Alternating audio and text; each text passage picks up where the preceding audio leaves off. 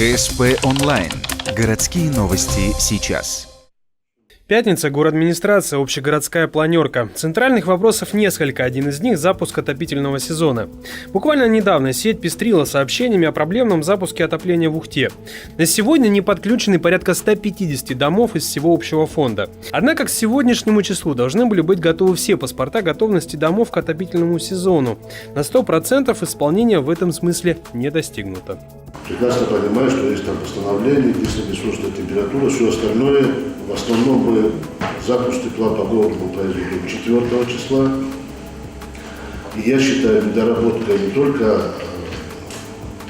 управляющей жилищно-коммунального хозяйства, это управляющей компании. Изначально, с самого начала я предупреждал, я говорил вам тоже, на каждой еженедельной планерке, только зимой предупреждать управляющей компании, что паспорта готовности, как только дом промыли, он должен лежать в тепловых сетях, он должен получить подписи, чтобы этот запуск произошел. Результат вот мы имеем то, что имеем. Это даже фонд, который проблема подключилась, это Эммануэль Элиш, который сегодня, более, насколько я понимаю, в основном из этих 150 домов, их дома не подключены, так ведь?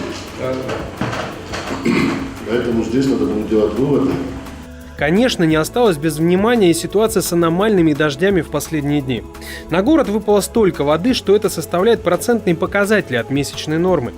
Некоторые дворы и проезжие части, что называется, поплыли. К тому же протечки есть как в жилом фонде, так и в городских учреждениях. Например, в школе номер 4 и даже во Дворце культуры, который вот еще недавно вроде бы отремонтировали. Службам дано поручение тщательно проверить свои подотчетные структуры и провести мониторинг, как сильно и где течет. По всем протечкам, которые сегодня есть, по всем заявкам. Люди звонят не вам, люди звонят вот сюда, в ДС. Через каждый час делить информацию Павлу Николаевичу. Через каждый час любой новый звонок, который поступает, тоже должен быть доведен до управления жилищно-коммунального хозяйства. И под вашим личным контролем это все должно устраняться. Действительно, люди могут сообщать о происшествиях с протечками в единую городскую справочную службу или же управление ЖКХ.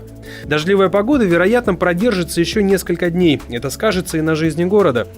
Так, уже сегодня были отменены старты кросса наций для детских садов и школьников, а также перенесена дата взрослого кросса наций, который должен был состояться 17 сентября.